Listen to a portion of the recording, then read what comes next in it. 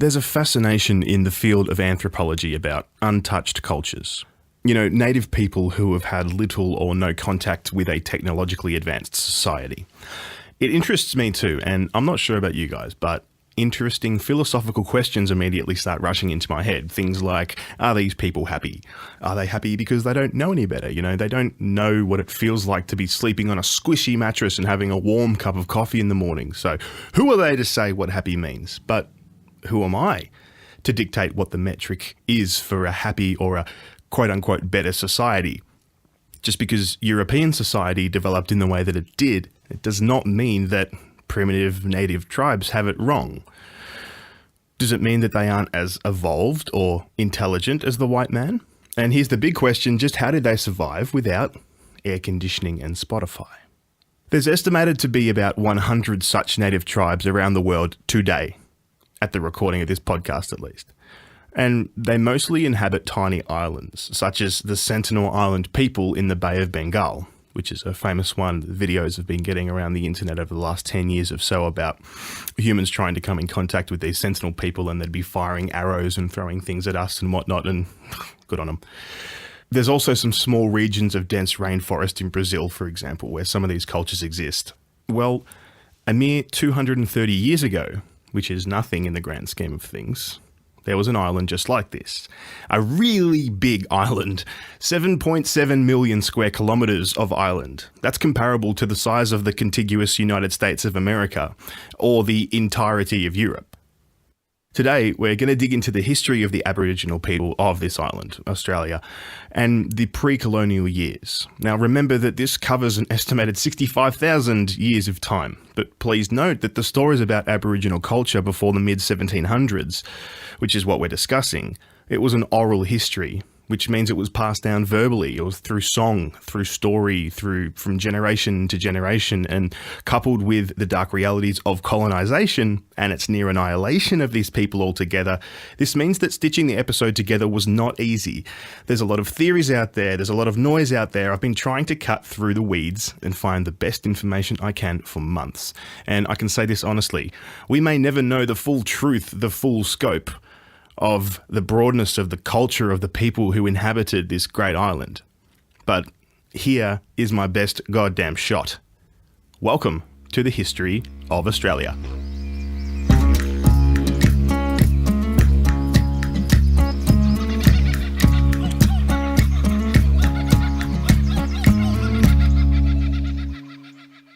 Okay, so from here, I'm going to stop myself for a second and add in some context.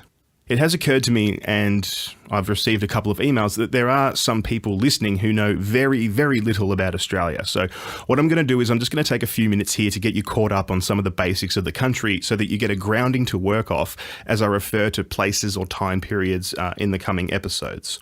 So, as we discussed last episode, current estimates put human beings inhabiting this landmass later known as Australia, or back then Sahul, about 65,000 years ago. Between 60,000 BCE and 1606, Europeans did not know this place existed. Aboriginal Australians lived and evolved here untouched in that time. Then, in 1606, a Dutch fella by the name of William Janzoon ran into the west coastline and charted about 300 kilometres of it. That's modern-day Western Australia. Seeing only desert, he declared that the southern land was uninhabitable and of no use to the Dutch, or more precisely of no use to the Dutch East India Trading Company. This is where the name New Holland came from, because that's what they put on the maps back then when he charted that small amount of the coast. So it was known as New Holland from about 1606 to 1788. In that time period there of about 180 years, the Dutch did land on the west coast a few other times, but they never really laid a claim to the place and certainly didn't colonise it. The coastline that they kept landing on was barren, desolate and deserted.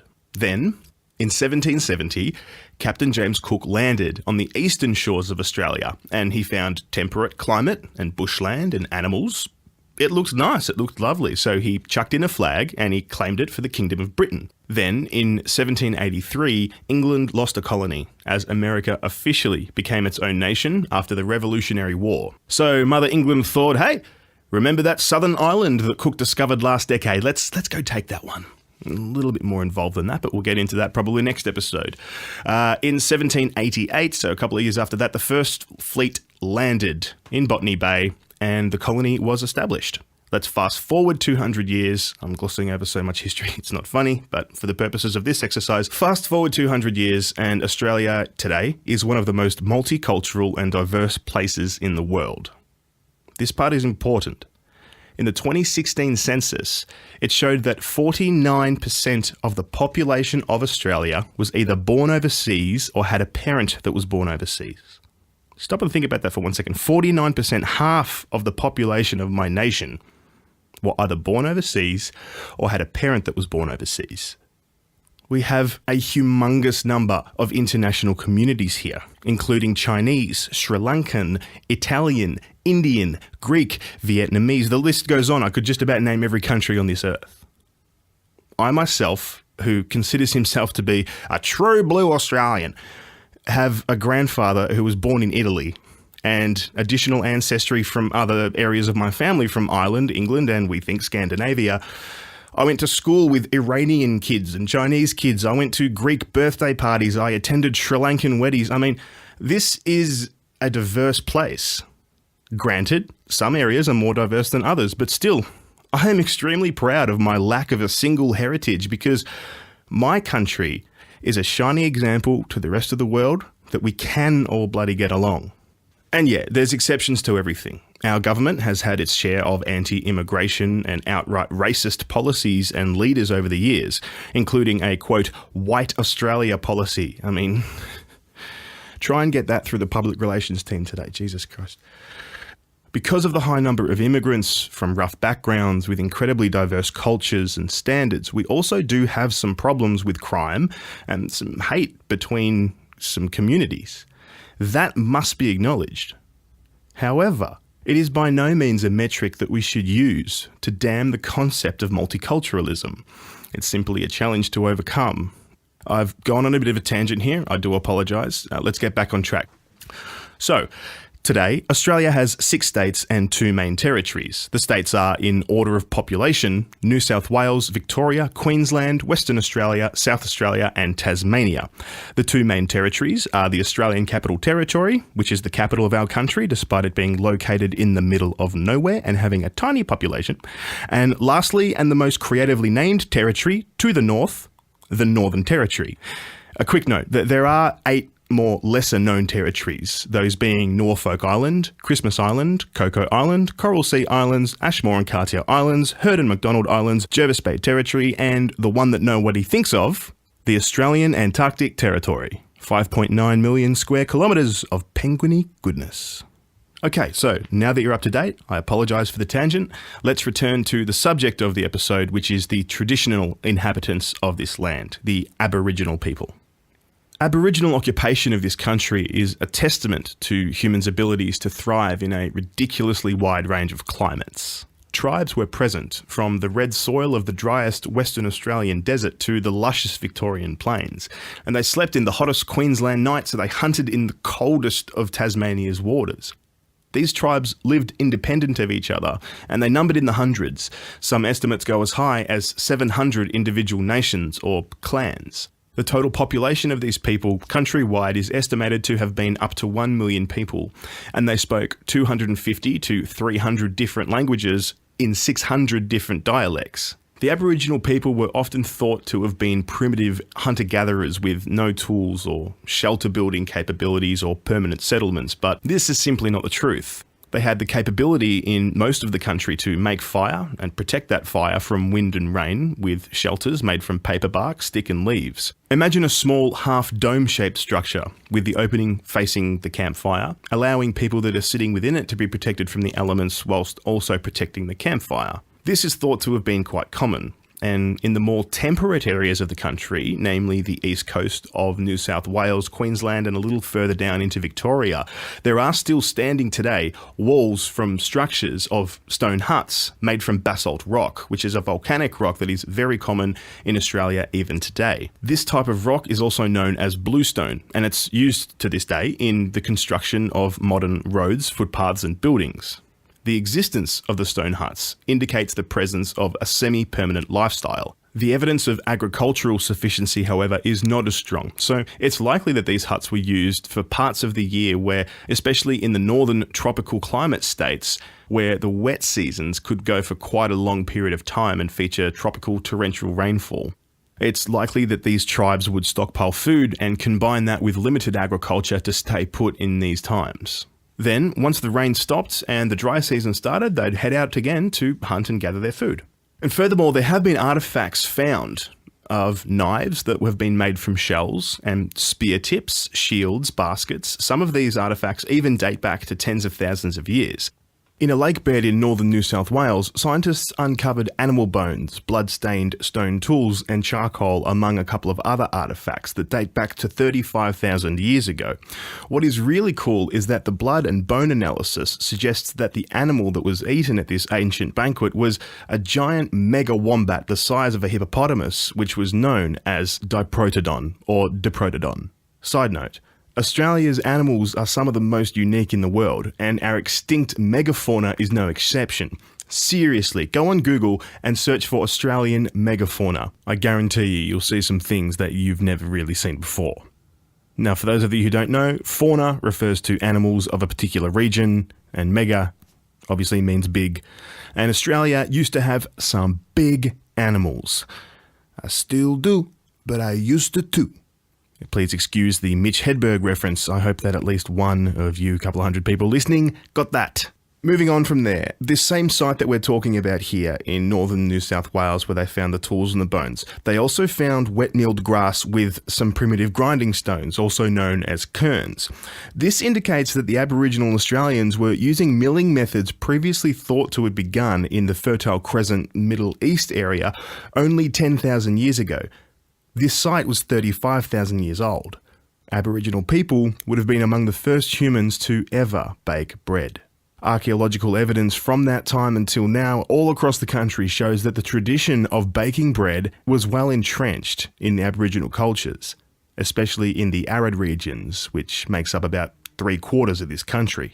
As to why the culture never developed further than semi-permanent shelters and into full-blown towns and cities, well, there's a lot of factors involved. One of those, it's widely believed that the flora and fauna, meaning the plants and the animals of the region, did not lend themselves to farming and agriculture and domestication. A quick example would be animals suitable for domestication. So a kangaroo can travel at a top speed of 70 kilometers per hour, which is 44 miles per hour, and it can jump 25 feet horizontally in a single leap, and it can jump 6 or 7 foot high. Let's compare that to a cow, which has a top speed of cow and is a steak factory. Of course I'm kidding, but I encourage you to do some reading on the domestication of cattle. It happened about 10,500 years ago in West Asia/Middle East region, and it's a fascinating story. But look, what I'm getting at here is that emus and kangaroos were not domesticatable when you're comparing them to things like sheep and cow and goats in West Asia/Europe region. Another factor in why Aboriginals didn't progress further into advanced societies is that the climate didn't support such advances. Australia is notorious for its extended seasons of drought or rain causing flooding, and in these climates, the people living there are focused on doing just that, living. It would have been a struggle day to day just to find food and to survive, so no wonder they didn't sit around and invent the iPhone, you know? Another factor again, as I'm going to get into further in just a little bit, would be the Aboriginals' connection to their land. It would never have occurred to them to section off portions of land and have him owning this and me owning that and you step on mine, and none of that would have happened. So, moving on a little bit, as mentioned earlier, Aboriginal culture told stories through music and through dance. That's how they transferred knowledge or religious stories of creation and the gods. It's worth noting that the word religion or anything like it doesn't really appear in too many Aboriginal languages. The Aboriginal people worshipped the land itself as a divine entity. Some say it's more closely compared to a mother-child relationship. They felt extremely connected with nature and with the land that they travelled on and ate from. The idea of land, or sometimes described as country, is very different from European concepts. This is what I was getting at earlier. Here's a famous quote from an Aboriginal elder, Tom Dystra. Quote, "We cultivate our land, but in a way different from the white man. We endeavour to live with our land. They seem to live off it." End quote. The Aboriginal people were also known for another interesting activity that seems counterintuitive at first, but it's a great way to maintain their land. They would hunt, gather, and live in an area for a certain amount of time, and then when they'd gotten everything that they needed from that area, they would set off intentional wildfires, or as we refer to them here in Australia, bushfires, in that area, and move on to another location. The fires would rage, they would burn off all the old dead plants, and make way for new life. Until his death in 2002, Bill Nidji, who's a senior elder of the Kakadu National Park in the Northern Territory, get there if you can, it is beautiful, was a great advocate for the traditional way of caring for his land. Quote, "This earth I never damage. I look after. Fire is nothing, just clean up. When you burn, new grass coming up. That means good animals soon. Might be goanna, possum, wallaby. Burn him off. New grass coming up, new life all over." Getting back to the way that they shared stories through music and dance though, the Aboriginal people had some pretty cool musical instruments. Most famous, of course, is the didgeridoo. It is a hollowed out small tree that is played by pushing air through the lips to vibrate them, and the sound would reverberate through the instrument and come out the end. Very similar to the way that, say, a trumpet works. Other instruments included the gum leaf, which is quite literally a gum leaf held up to the mouth and played by blowing air over the leaf to make it vibrate against the lips. And the coolest instrument name I think I have ever heard, the bull roarer. This was a small piece of carved wood, shaped in like a diamond or like a surfboardy kind of shape, I guess you could say. That piece of wood was tied to the end of a string, and then it would have been swung through the air at a high speed. The sound of the carved wood swinging and spinning its way through the air, cutting its way through the air, generates a unique roaring sound that can get really, really loud. And there's even evidence and stories of these bull roarers being used for communication over long distances between tribes. These, as well as percussive sticks and some very primitive basic drums, make up the bulk of Aboriginal musical instrumentation. Much like African music, the traditional song of the Aboriginal people was very rhythm-focused. Melody and pitch didn't really exist, except in the human voice, but it wasn't a concept that they really understood or used. And the traditional dance was performed wearing body paint, often white or lighter colours, made from ground rocks and plant matter. What I would give to be sitting around a campfire 1,000 years ago being swept up by these scenes I'm describing. It would have been amazing. Aboriginal stories often featured mythology, describing ancient ancestors who shaped the world into what the Aboriginal people themselves were experiencing. This mythological time was also known as the dreaming or dream time, and it represents a time in history before humans and animals, when these ancient ancestral beings walked the earth. Each ancestor was often linked to its own geological feature or moral rule. King among these figures, though, is the creator of the world itself, the rainbow serpent. This multicoloured reptile features in artworks and stories all across the country. Just about every Aboriginal tribe had a slightly different take on the creation story. But today I'd like to finish on an iteration of the story from the Jawoyn tribe from the Katherine Gorge area in the Northern Territory. They called the serpent Bolung, and it's said that she still lives in the waters of the Katherine Gorge, watching over the earth from all the way down there. Here is how they tell it. In the dreamtime, all of the earth lay sleeping. Nothing moved, nothing grew. One day, the rainbow serpent awoke from her slumber and came out from underneath the ground. All of the animals of the world lived inside of her belly. She travelled far and wide, moving over the earth, but she eventually grew tired and curled up and slept. She left marks from her sleeping body and from her travels around the earth and winding tracks. She then returned to the place where she had first appeared and called upon the frogs to come out. The frogs came out slow because their bellies were heavy and full of water. The rainbow serpent tickled their stomachs and the frogs laughed and water ran and spilled forth all over the earth. This is how lakes and rivers were made. With water came grass and trees. They started to spring up, and all the animals awoke and followed the rainbow serpent across the land. The animals were happy, and each of them lived and gathered food in their own tribe and their own area. Some animals lived in rocks, others lived on plains, and others in trees and in the air.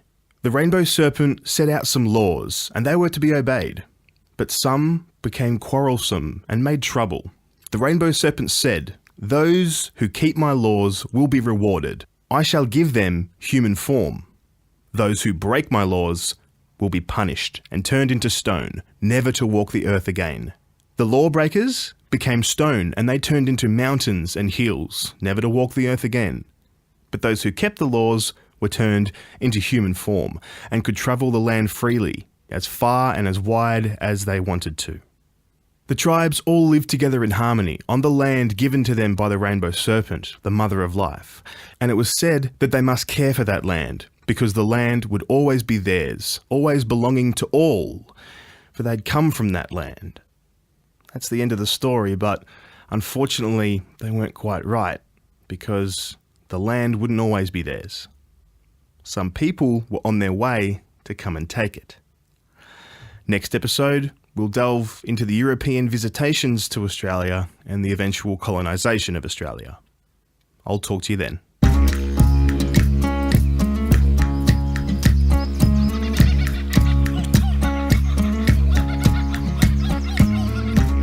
The History of Australia is a Burke Media podcast. Dialogue and music was written, performed, recorded and mixed by Chris Burke in the world's most livable city, Melbourne, Australia. Hey guys, it's Chris here. 4 months ago, I released a short 8-minute pilot episode for the History of Australia podcast. Essentially, I wanted to see if there was a market out there for this topic, and you guys did not disappoint. I've had more downloads and listens in that time than I could have ever hoped for, and the engagement just to the email address alone has been massive. So we're in full swing now.